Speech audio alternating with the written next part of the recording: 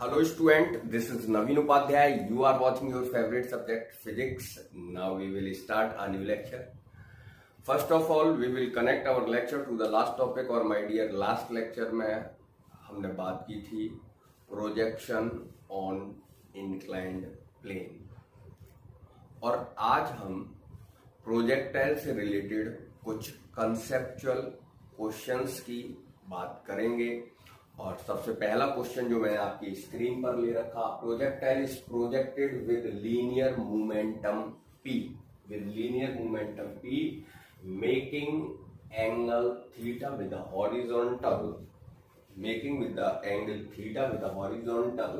The change in momentum of the particle at returning to the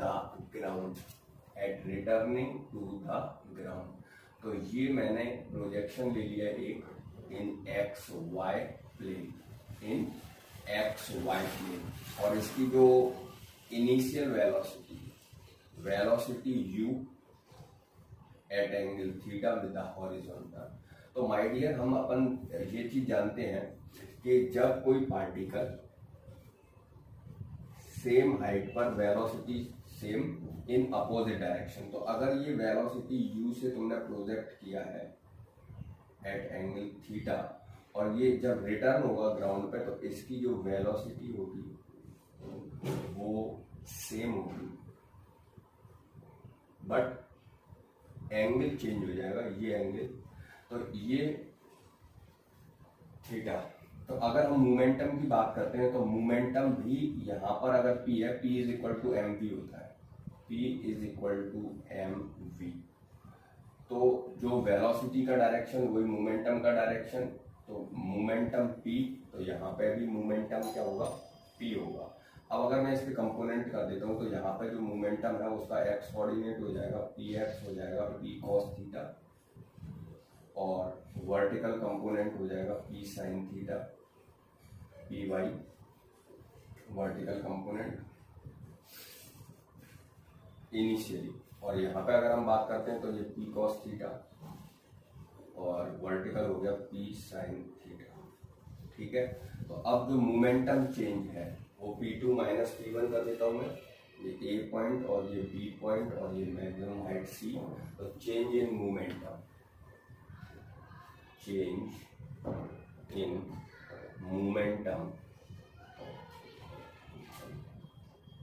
momentum, delta p is equal to p final minus p initial, तो final point हमारा returning point b है, तो यहाँ पर p cos theta i cap minus p sin theta j है। ठीक है, और इनिशियल जो पॉइंट है यानी कि प्रोजेक्शन जो पॉइंट है वहां पर horizontal component p cos theta, it means p cos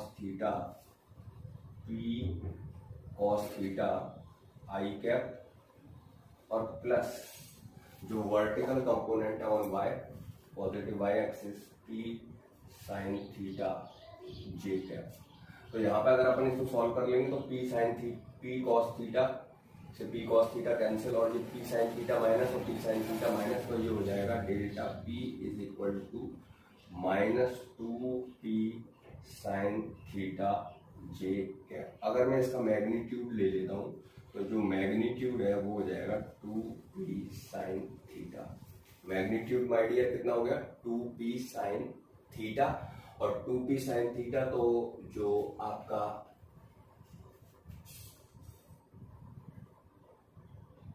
option है वो ऑप्शन, ये ऑप्शन मेरे हिसाब से होना चाहिए आपका क्या, 2p sin थीटा, तो option C is the right option. एक बार मैं चेक करा देता हूं आपको। ठीक है,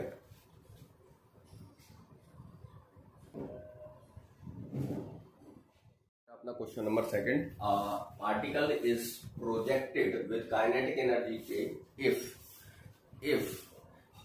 it has the maximum possible range, then the kinetic energy at the highest point will be। My dear, यहाँ पे एक पॉइंट क्या दिया हुआ है, if it has the maximum possible range, तो मैक्सिमम पॉसिबल रेंज के लिए जो एंगल ऑफ प्रोजेक्शन होता है वो होता है 45 डिग्री। तो मैंने यहाँ पे ले लिया ये एक्स और वाई प्लेन और ये projection with initial velocity u at angle 45 degree. ठीक है, ये initial point A, maximum height c और ये पॉइंट मैंने ले लिया फाइनल b। तो ये मेरा एक्स वाई प्लेन की मैं बात कर रहा था अभी, है ना। अब हम लोग जानते हैं कि जो हाईएस्ट, पहले तो फर्स्ट ऑफ ऑल अपन बात करेंगे projected, a particle is projected with kinetic energy K. तो इसका जो इनिशियल पॉइंट है at point A, at projection, जो इसका प्रोजेक्शन पॉइंट है at projection point A, kinetic energy जो होगी, kinetic energy, kinetic energy, kinetic energy K is equal to half M U square, half M U square at point ए।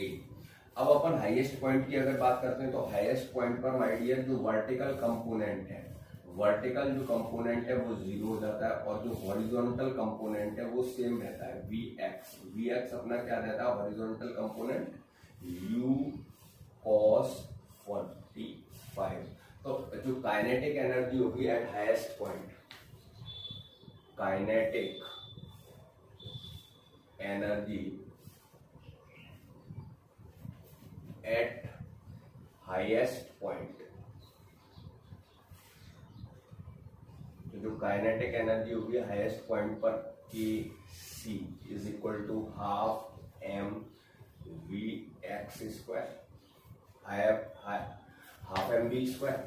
तो half m v हो गया अपना कितना u cos 45, u cos 45 का square, और u cos 45 तो माय डियर cos 45 की value 1/√2 होती है, उसको स्क्वायर कर देंगे तो वो हो जाएगा 1/2, यानी कि हाफ एम यू स्क्वायर और ये हो जाएगा 1/2। इट मीन्स या फिर इसको मैं क्या लिख दे रहा हूँ 1/4 एम यू स्क्वायर के सी।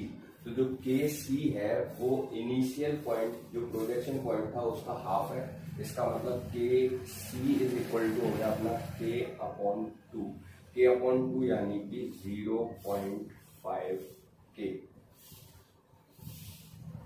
तो हाईएस्ट पॉइंट पे जो kinetic energy 0.5 K, it means option B is the right option. तो अब हम चलते हैं नेक्स्ट क्वेश्चन पर। हम देखते हैं question number 3। In this projectile motion given T A B, A से बी तक का टाइम दिया 2 सेकेंड, जी दिया 10 मीटर पर second square, then particle is at point B, maximum height of projection, vertical component of initial velocity और horizontal component of initial velocity. तो ये my dear है तुम्हारा more than one correct question और इसमें हम सारे के सारे ऑप्शंस चेक करेंगे। तो सबसे पहले हम बात करते हैं फर्स्ट ऑप्शन की, particle is at point B. तो हम देख रहे हैं कि जो हॉरिजॉन्टल कंपोनेंट है, horizontal component of velocity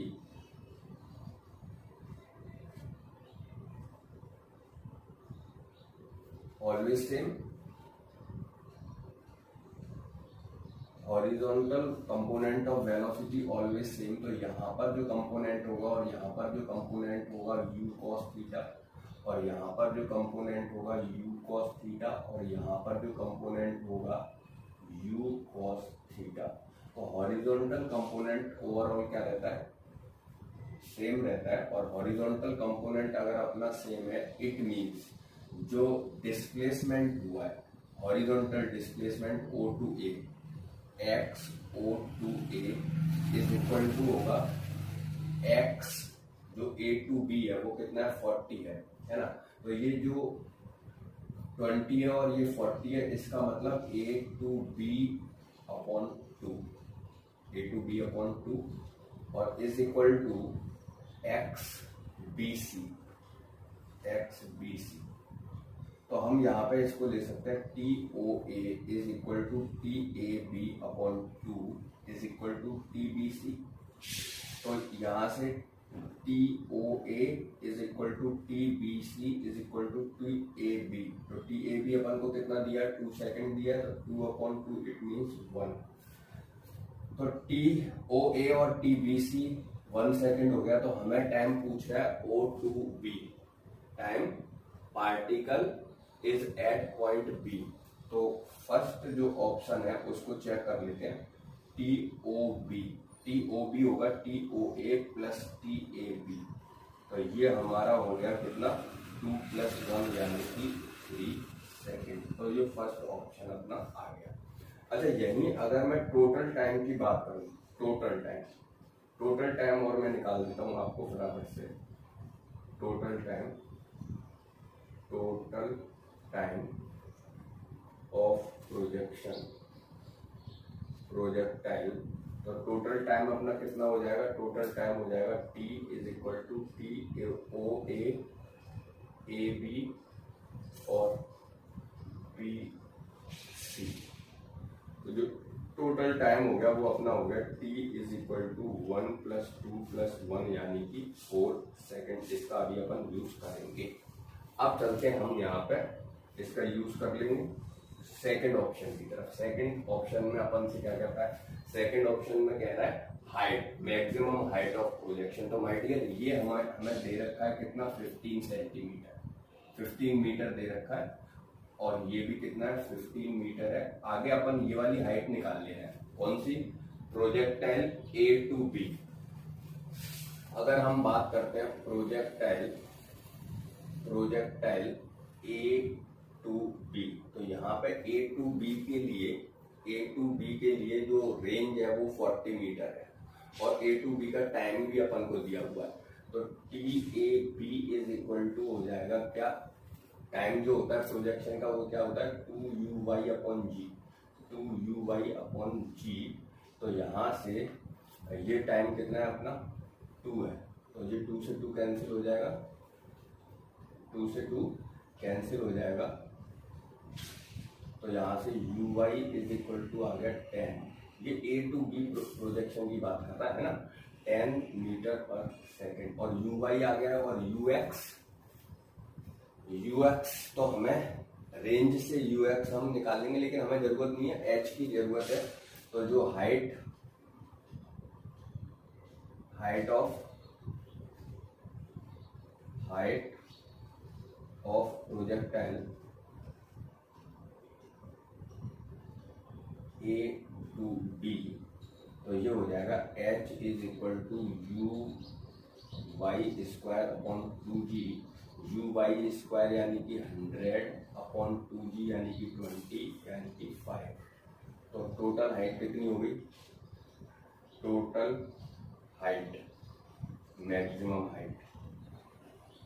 maximum height हो गई कितनी माय डियर, तो वो 15 यहाँ से यहाँ तक थी, और 15 के ऊपर ये 5 और आ गई, यानी कि 15 + 5 यानी कि 20 मीटर h मैक्सिमम। ठीक है। अच्छा, अब आगे चलते हैं थर्ड ऑप्शन पे। थर्ड ऑप्शन पे हमसे क्या पूछ रहा है, थर्ड ऑप्शन पे हमसे पूछ रहा है वर्टिकल और हॉरिजॉन्टल कंपोनेंट, यानी कि ux और uy की वैल्यू पूछ रहा है। अब ux और uy, तो ux और uy निकालने के लिए अपन सिंपल सा एक काम करते हैं। तो टोटल टाइम अपन को मालूम है, तो projectile A to O2C।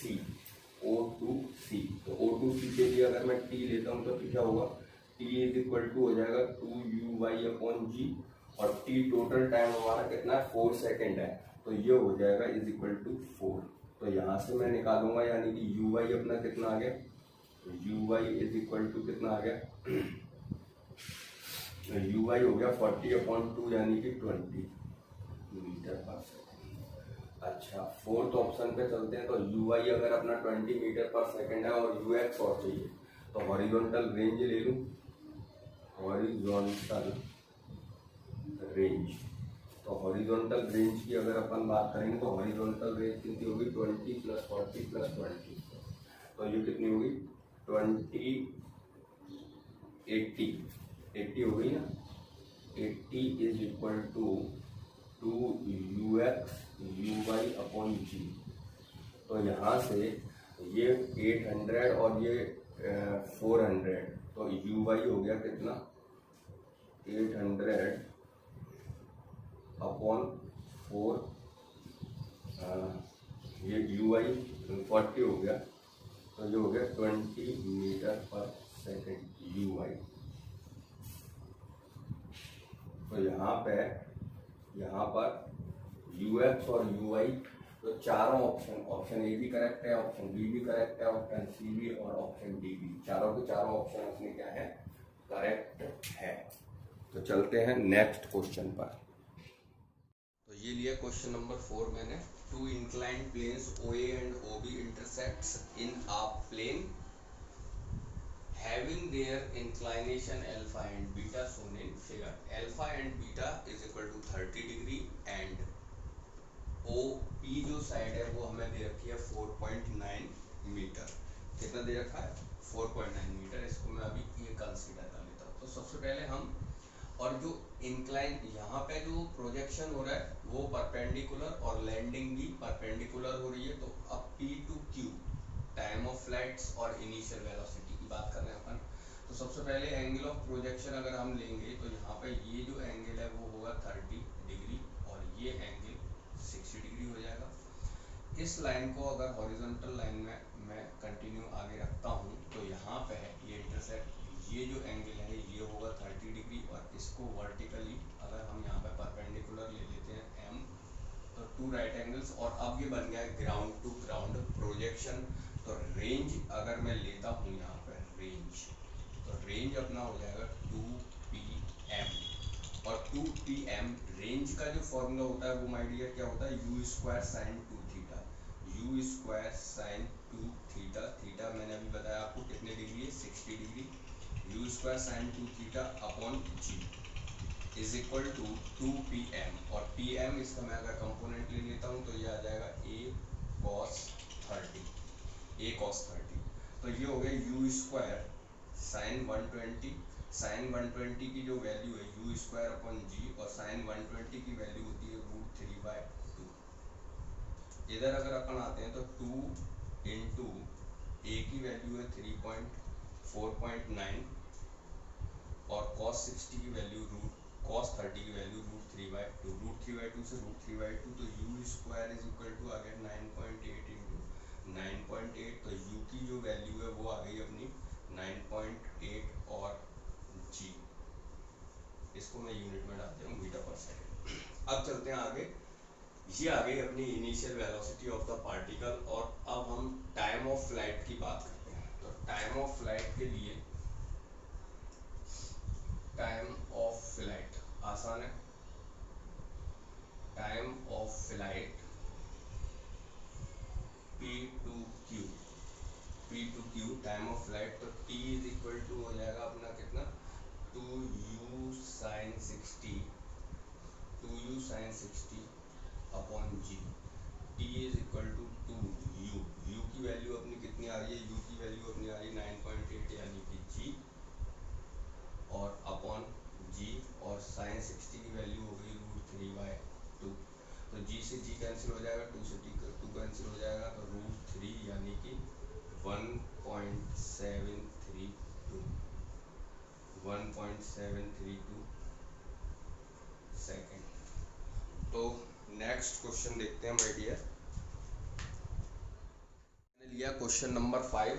2D motion पर based a particle start from origin and moves in XY plane, moves in XY plane with a constant acceleration alpha in Y direction. ये line थोड़ा सा ध्यान देना आपको। Constant acceleration alpha in Y direction यानी कि X direction में acceleration इसका 0 है। तो इस पॉइंट्स को मैं यहाँ पे इंडिकेट कर दे रहा हूँ। जो Y डायरेक्शन में एक्सीलरेशन है AY वो कांस्टेंट है अल्फा, और X डायरेक्शन में जो एक्सीलरेशन है वो अपना है 0। इसका मतलब सीधे सीधे ये हो गया कि D square Y upon D T square is equal to zero and D square x upon D T square sorry D square Y upon D T square तो अल्फा है और D square x upon D T square है अपना zero. अब आगे बढ़ते हैं। It's equation of motion is y is equal to beta x square। Equation of motion equation of motion वो दिया हुआ है अपन को क्या, y is equal to beta x square और हमसे पूछ रहा है horizontal component of velocity in x direction. ठीक है, तो मैं इसको एक बार डिफरेंशिएट करूं तो ये हो जाएगा D Y upon D T is equal to हो जाएगा two beta X D X upon D T. बोलो ये लाइन क्लियर है। अब चलते हैं आगे, एक और सेकंड टर्म सेकंड डेरिवेटिव लेते हैं इसका, तो ये हो जाएगा D square Y upon D T square और इसको अगर मैं फर्स्ट सेकंड मानता हूँ तो ये होता है टू बीटा और फर्स्ट सेकंड इसको अगर मान लेते हैं तो फर्स्ट को छोड़ के सेकंड का डिफरेंशिएट करेंगे तो ये हो जाएगा D square x upon D T square और सेकंड को छोड़ के फर्स्ट का डिफरेंशिएट करेंगे D X upon D t और एक्स का हो गया 1। तो ये जो वैल्यू है ये अपनी हो गई अल्फा और ये टू बीटा और अंदर जाते हैं तो x और ये वैल्यू अपन को दी हुई है D square x upon D T square zero और प्लस ये वैल्यू हो गई वी एक्स। तो यहाँ से two beta we X alpha is equal to हो गया टू बीटा वी एक्स। तो यहाँ से अगर मैं वी एक्स की वैल्यू निकालूंगा तो alpha upon two beta we x is equal to alpha upon two beta. तो अच्छा क्वेश्चन है, alpha upon two beta option C is the right answer. Option C is the right answer. तो next question पे चलते हैं अपन। तो ये question number 6 my dear 2D motion का। A particle moves along a parabolic path x is equal to 2y square plus 2y plus 2 in such a way that y components of velocity vector remains y component remains 5 metre पर second. यहीं से इस point से अगर अपन start कर देंगे तो जो y कंपोनेंट है वेलोसिटी का 5 मीटर पर सेकेंड और वो भी यूं कह रहा है कि कांस्टेंट है। तो कांस्टेंट है इट मींस माय डियर अगर मैं यूं कहता हूं कि y कंपोनेंट्स यानी कि dy अपॉन dt is equal to 5 metre पर सेकेंड कांस्टेंट वैल्यू है और कांस्टेंट वैल्यू है वो भी कितनी 5 मीटर पर सेकेंड। तो अगर अगेन मैं कर देता हूँ d square Y upon D T square तो वो वैल्यू हो जाएगी जीरो। आगे चलते हैं। During the motion the magnitude of acceleration of the particle. तो एक्सीलरेशन पूछ रहा है तो अब एक्सीलरेशन वाई डायरेक्शन में तो जीरो हो गया, वाई डायरेक्शन में जो एक्सीलरेशन है वो हो गया इसका जीरो। वाई डायरेक्शन में जो एक्सीलरेशन है वो इसका हो गया जीरो है ना। तो अब x डायरेक्शन में एक्सीलरेशन के लिए चलते हैं। तो x डायरेक्शन में एक्सीलरेशन के लिए अपन को इक्वेशन दे रखा है क्या, इक्वेशन दे रखा है अपन को x is equal to y square plus 2y plus 2।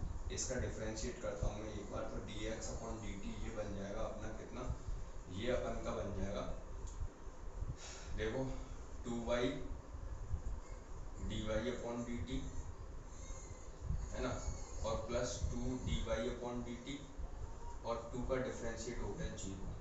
ठीक है, तो इसका मतलब ये अपना हो गया इसको मैं क्या लिख दूँ dx upon dt is equal to इसमें मैं कॉमन निकाल देता हूँ तो ये 2 और ये हो जाएगा y प्लस इसको मैं ऐसे लिख दूँ क्या 2y प्लस 2 और dy अपॉन dt। बोलो क्या कहते हो, सही है। अच्छा अगेन इसको डिफरेंशिएट करो तो अगेन डिफरेंशिएट करेंगे तो ये हो जाएगा D square x upon D T square और इसको फर्स्ट सेकंड कर दो। तो अगर मैं इसको फर्स्ट सेकंड करता हूँ तो फर्स्ट को छोड़ के सेकंड को डिफरेंशिएट करता हूँ तो 2y प्लस 2 और सेकंड को डिफरेंशिएट करता हूँ तो ये हो गया d square Y upon D T square. ठीक है, अच्छा प्लस सेकंड को छोड़ के फर्स्ट का डिफरेंशिएट करता हूँ तो d Y upon D t, और ये हो जाएगा 2y, y का हो जाएगा क्या d Y upon D t, और 2 का हो जाएगा 0।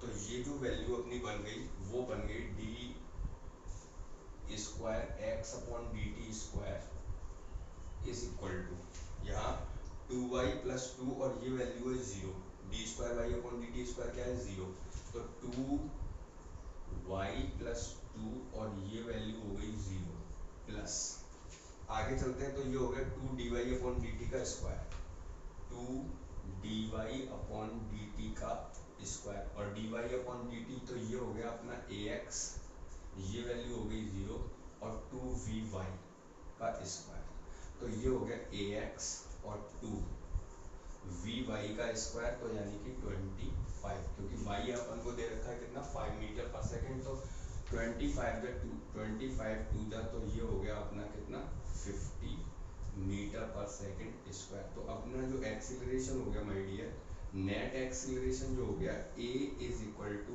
ए एक्स आई कैप और ए वाई जे कैप, है ना।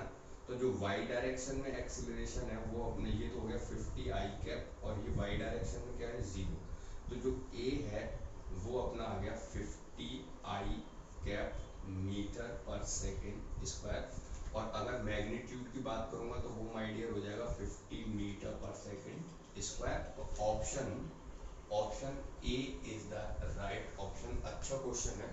तो वीडियो होता जा रहा है लेंदी माय डियर, और हमारा ये टॉपिक हो गया है एंड, और इसके बाद हम बात करेंगे नेक्स्ट वीडियो में रिलेटिव मोशन की, relative motion, relative 1D motion और रिलेटिव 2D मोशन और रिलेटिव प्रोजेक्टाइल।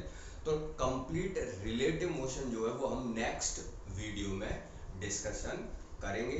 तो अगर ये वीडियो आप लोगों को पसंद आ रहा है तो इसे लाइक करें, सब्सक्राइब करें और शेयर करें ज़्यादा से ज़्यादा। तो माय डियर मिलते हैं नेक्स्ट वीडियो में, तब तक के लिए धन्यवाद।